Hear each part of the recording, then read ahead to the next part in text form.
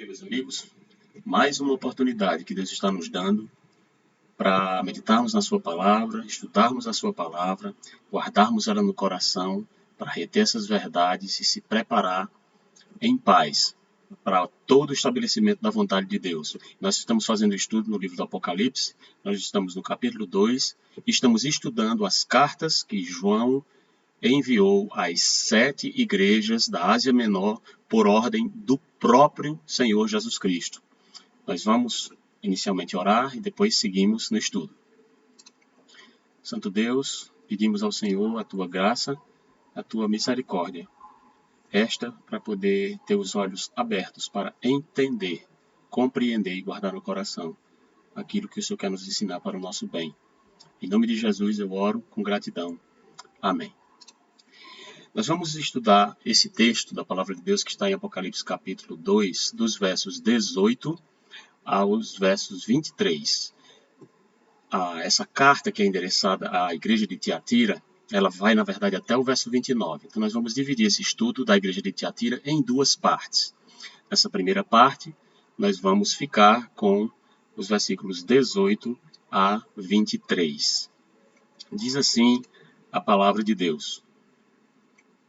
E ao anjo da igreja de Tiatira escreve: Isto diz o Filho de Deus, que tem seus olhos como chama de fogo e os pés semelhantes ao latão reluzente.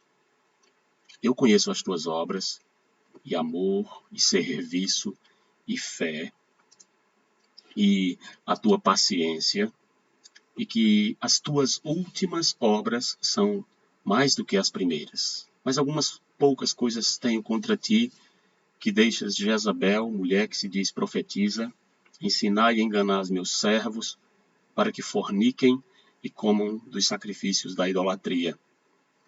E dei-lhes tempo para que se arrependessem da sua fornicação. E não se arrependeu. Eis que a porei numa cama, e sobre os que adulteram com ela virá grande tribulação, se não se arrependerem das suas obras.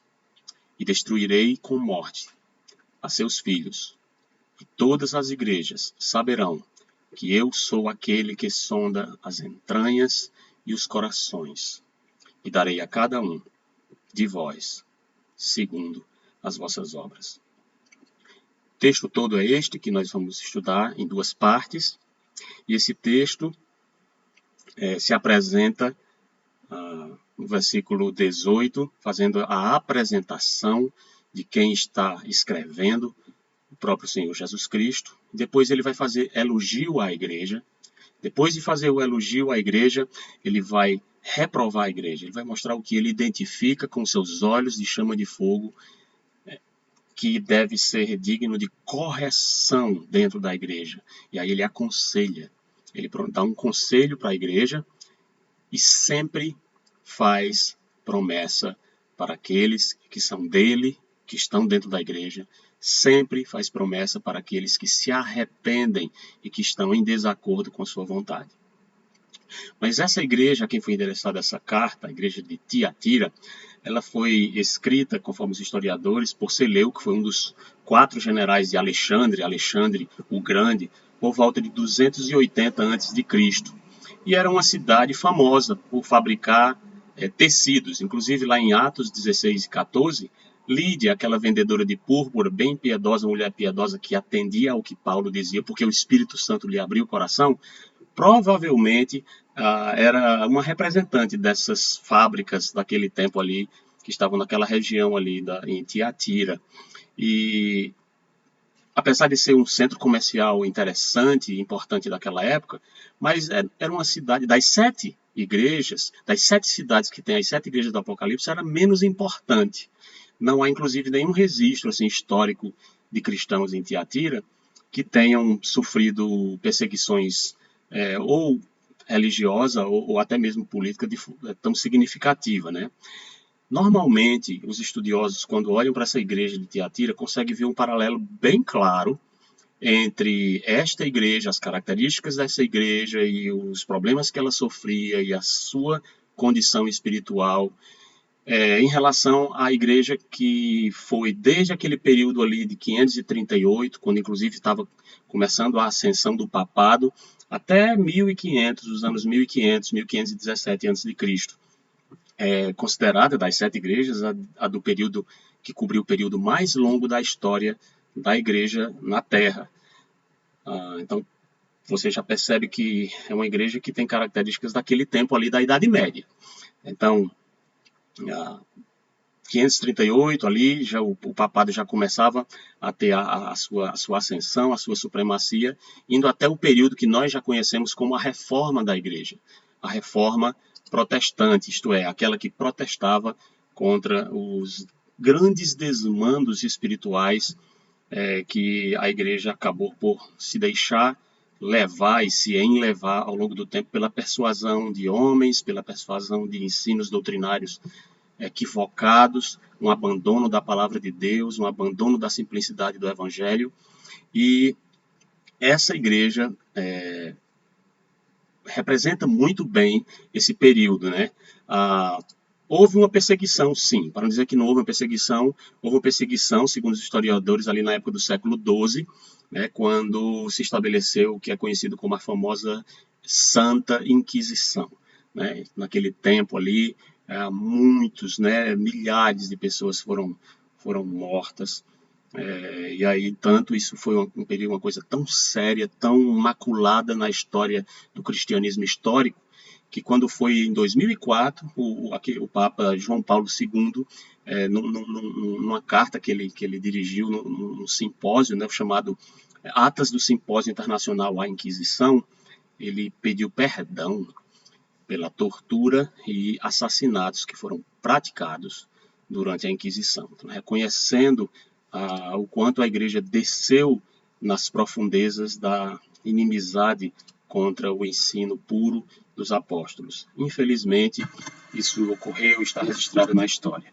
Mas, no versículo 18, aqui, em Tiatira, diz: quem é que está se endereçando à igreja? Quem está se endereçando à igreja é nada mais, nada menos do que o Filho de Deus. Não é homem algum, é o Verbo eterno, como eu tenho sempre feito questão de pontuar, é o próprio Verbo eterno falando aqui, é o próprio Filho de Deus se pronunciando aqui, e inclusive ele deixa claro não só quem ele é, mas ele expressa uma das características que ele tem quando ele se revelou no capítulo 1 e 2, ao longo das igrejas, mas aqui, especialmente no capítulo 1, quando ele estava ali entre os 7 candeeiros, João viu um que tinha os olhos como chama de fogo, e aí ele diz: isto diz o Filho de Deus. Quem é o Filho de Deus? Jesus Cristo, aquele que é, que era e que há de vir, que tem os seus olhos como chama de fogo, isto é uma comparação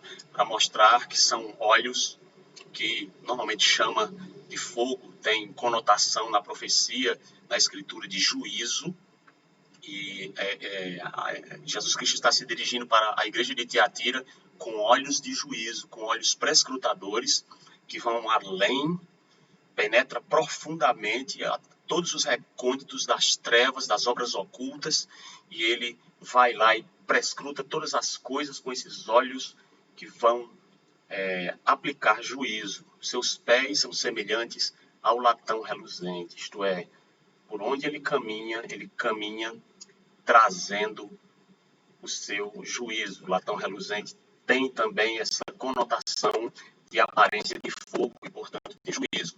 Então, não é inapropriado que nós possamos interpretar que o andar do Filho de Deus no meio de uma igreja que está apostatando da fé, que está, em muitos aspectos, se deixando levar por obras que mancham todas as boas obras que ela conseguiu realizar ao longo dos séculos, não é inapropriado considerar que chamas de fogo e latão reluzente aqui dizem respeito a uma aparência de juízo do Filho de Deus para com a sua igreja. Inicialmente ele faz o elogio, depois de se apresentar, ele reiteradas vezes ele tem dito que conhece as obras. Lembra que ele está no meio dos 7 candeeiros, ele está sempre próximo, ele prometeu isso. Ele disse: eis que estou convosco até a consumação dos séculos. Então ele está próximo de nós, ele é o Emanuel, ele é o Deus conosco, e ele, exatamente por conta dessa, não só por conta dessa proximidade, mas por ele ser onipresente e onisciente, atributos de Deus, porque ele é o Todo-Poderoso, como já está bem claro em Apocalipse capítulo 1, ele diz, eu conheço.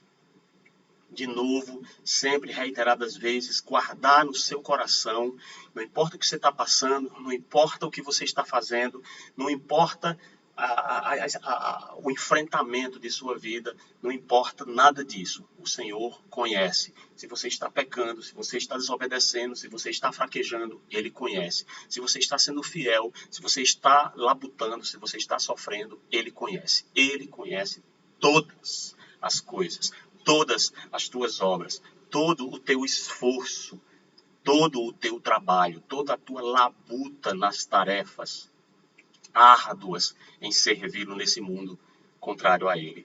Ele conhece o teu amor, ele conhece o quanto você valoriza a ele, quanto você valoriza o seu reino. Ele conhece que o que a igreja tinha boas características. Trabalhava para Deus, sim, em todo o tempo. Em todas as épocas da igreja, por mais que houvesse apostasia, por mais que houvesse declínio da verdade, sempre haveriam os servos fiéis de ali estar. E foi o que aconteceu na história. Deus cumpriu a sua promessa em manter sempre um remanescente ao longo do tempo com o qual ele pudesse contar. Lembro de Elias, quando ele, deprimido lá no monte, ele disse, Senhor, mataram os teus profetas, derrubaram os teus altares, só eu escapei e procuram tirar minha vida. Qual foi a resposta divina? Reservei para mim 7.000 joelhos que não dobraram diante de Baal e cujos lábios não o beijaram. Ou seja, sempre você pode saber que não está sozinho no mundo. Há crentes, discípulos, fiéis, verdadeiros, perseverando na fé. Ele conhecia as obras desse povo. Ele conhecia o amor desse povo. Esse amor aqui é quem motivava obras perseverantes e serviço abnegado. Então, gravitando em torno do amor, estavam obras e serviço. Serviço a Deus, serviço de amor. E fé. Fé, tendo como consequência natural a paciência, manter-se aguardando perseverantemente, calmamente, crendo, como que vendo o invisível, olhando para o autor e consumador da fé, Jesus Cristo, o justo, o qual pelo gozo que ele estava proposto, suportou a afronta, e aquela afronta que ele suportou foi a afronta devida a mim e a você por causa dos nossos pecados. A ira de Deus, a cólera de Deus por causa do meu pecado e do seu, estava sobre ele, e ele, com paciência, ele suportou, porque ele tinha em vista a recompensa. Assim também, aquele que tem fé, ele aguarda com paciência o cumprimento da promessa.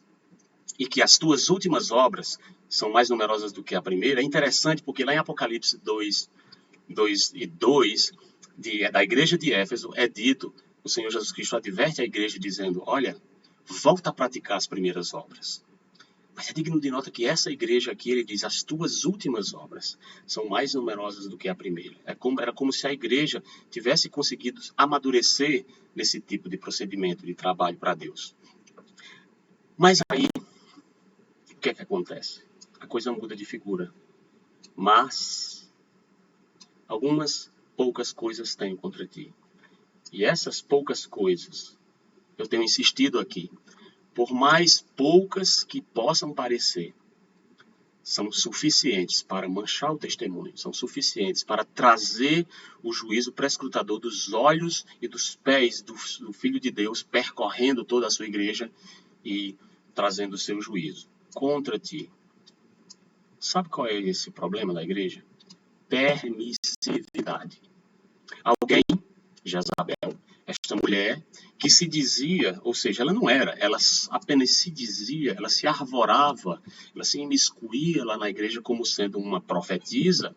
Houveram pelo menos 8 profetisas de Deus fiéis que o próprio Deus comissionou, sim, na própria Bíblia, no Antigo Testamento, mas Antigo e no Novo Testamento também, mas aqui se diz profetiza.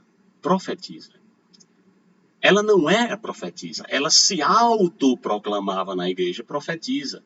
Alguns estudiosos chegam a dizer que talvez ela tenha sido até esposa do próprio anjo, do próprio pastor da igreja, porque é endereçado ao mensageiro, ao líder da igreja. E ela se diz profetiza e ela engana, ela persuade, ela igual a Jezabel persuadia Acabe, o seu marido, para praticar o mal e a idolatria, assim também, muito provavelmente, essa mulher, se essa interpretação estiver correta, Jezabel, provavelmente esposa do pastor da igreja de Tiatira, talvez estivesse induzindo seu marido a persuadir ele e ele, portanto, acatar e dizer assim, não, realmente deve ser, é assim mesmo, né? E não sabiamente, mas simples, dizer assim, olha, é verdade, talvez seja essa a melhor forma de se fazer. Então eu vou fazer dessa forma aí mesmo. Faz sentido isso aí que você está dizendo. E aí se deixava levar pelos argumentos falaciosos da sua esposa incrédula, maligna, né? Ela ensinava o engano. A igreja permitia, a igreja deixava ela ensinar e deixava ela enganar, se deixava enganar. Para enganar quem? Jesus Cristo nos chama de enganar os servos do diabo que estão misturados com os servos de Deus dentro da igreja. Meus irmãos, meus amigos, tome cuidado. Mesmo você, crente fiel, nome escrito no livro da vida e tudo, sabe? Tudo certinho. Você pode ser persuadido para o mal. E aí você cair da sua simplicidade, da pureza devidas a Cristo, por causa de uma persuasão de um líder falso. Então, tome cuidado com isso. Olhe para cá. Jesus Cristo disse, meus servos foram enganados. Não foram os servos, não foi o joio que foi enganado.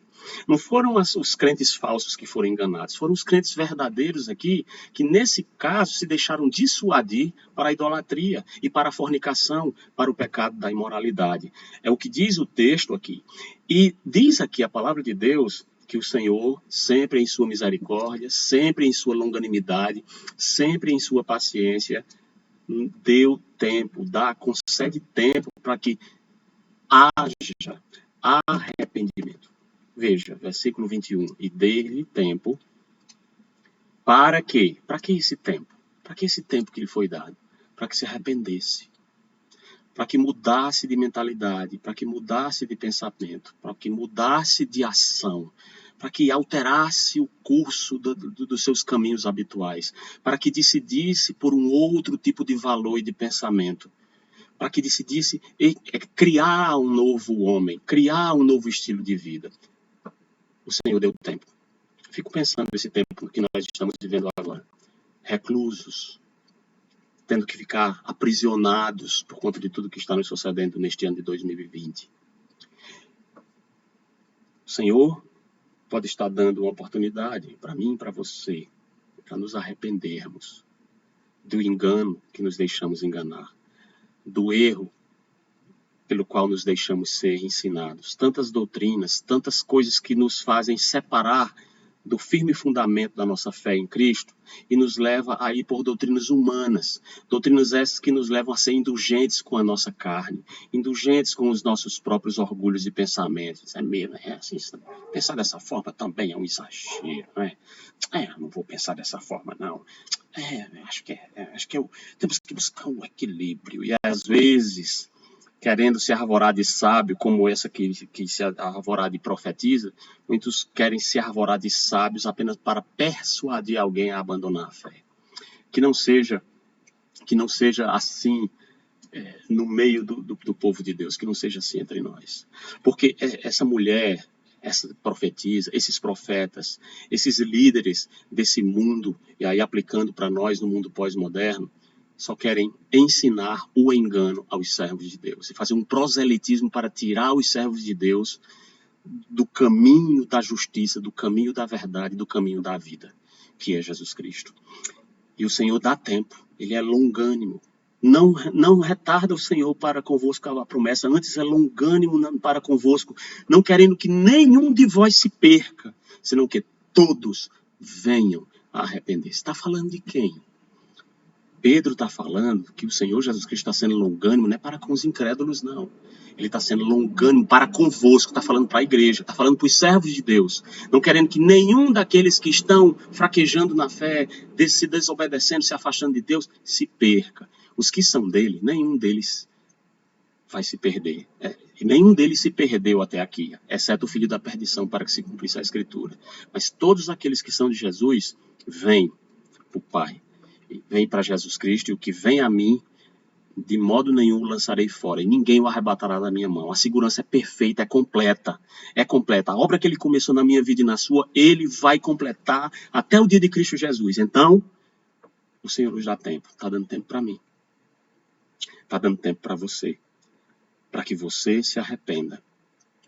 Mas olha, meu amigo, se você ainda não crê no Senhor, está dando tempo para você também. Porque a palavra de Deus diz que as misericórdias do Senhor se renovam a cada manhã. E olhe, ele faz o seu sol nascer sobre justos e sobre injustos. Isto é, ele faz o sol nascer sobre aquele que não quer conversa com Deus e sobre aqueles que hoje só querem conversa com Deus porque foram justificados. E assim como ele justificou aqueles que estão justificados agora em Cristo, ele quer justificar você também, para que você seja tão justo quanto aqueles que têm sido tornados justos por pura graça de Deus. Então considere isto. Deus está lhe dando tempo. Arrependa-se. Arrependa-se. Que todos nós nos arrependamos e prossigamos em nos arrepender, isto é, continuamente se aperfeiçoando na fé que há em Cristo Jesus. Se arrependeu para viver uma vida de esperança, paciência, serviço, amor e boas obras. Se arrepender de quê? Fornicação. Há um fato interessante a respeito aqui dessa igreja e dessa cidade. Era uma cidade de comércio. Naquela época, existia uma prática que os comerciantes, eles anualmente eles se reuniam para fazer uma convenção. Existia uma espécie de associação e todos os comerciantes da cidade, eles eram associados ali. Quando chegava no final do ano, eles faziam a comemoração, um grande banquete para os associados dessa cooperativa, digamos assim, de comerciantes de tecidos lá. E eles faziam esse grande banquete no templo de Apolo. E eles faziam um grande banquete. Todas essas delícias que eles comiam nesses banquetes haviam sido antes oferecidas aos ídolos, aos deuses, por assim dizer, né, no templo de Apolo. E depois desse banquete regado a vinho, culminava em prostituição e imoralidade. Muitos cristãos eram persuadidos a participar porque eles eram comerciantes e dependia de fazer parte dessa associação, desse associativismo, desse sindicato, vamos dizer assim, a fim de poder prosperar naquela cidade. Então, quem não tivesse associado ali, dificilmente ia conseguir grandes resultados. E aí, a fornicação era desenfreada nestas festas. E aí o Senhor diz, olha, vocês que são meus, estão se deixando persuadir para comer os sacrifícios de idolatria e ainda fornicarem nessas festas. Ainda hoje, essas festas existem, né? Todas as empresas, as corporações, no final do ano, fazem aquela festa de confraternização de fim do ano, e aí acontece de tudo, né? Bebedeira e fornicação, adultério, toda sorte de coisas. No versículo 22, o resultado desse tipo de vida, desse tipo de decisão em viver fornicando e em idolatria sem querer arrepender-se e mudar de vida, é juízo. Porém, numa cama aqui de prostração, cama aqui possivelmente de enfermidade mesmo, cama aqui, é isso que você quer? Então é isso que eu vou lhe dar. Fique aí, faça o que você quiser nessa cama de imundícia, de adultério. Mas olha, eu vou lhe dar a cama, e você vai adulterar, você vai continuar nessa vida. Mas os que adulteram, virá grande tribulação. Grande tribulação. Há sugestões de que esses que a sofrerem essa grande tribulação aqui, bem poderão ser alguns crentes que achavam que iam ser arrebatados junto com a igreja fiel, lavada no sangue do Cordeiro, e acabaram ficando para sofrer a tribulação juntos com os que vão ser atribulados. Há essa opinião, mas, independentemente das opiniões e das visões proféticas a esse respeito, uma coisa é certa: o Senhor está claramente dizendo que se o estilo de vida dessas pessoas, mesmo Deus dando tempo de que eles se arrependam, mesmo Deus os advertindo, ainda assim eles não querem cumprir o que o Senhor está chamando, virá sobre estes grande tribulação. E essa tribulação virá sobre quem? Virá sobre você. Virá sobre mim. Se não se arrependerem de suas obras. No versículo 23 diz que: e destruirei com morte a seus filhos. Ou seja, não só nós, mas todos aqueles que nós formos capazes de conviver com, filhos aqui no sentido, igual como diz assim, a sabedoria justificada pelos seus filhos. Que são esses filhos da sabedoria? Os próprios procedimentos, as próprias obras.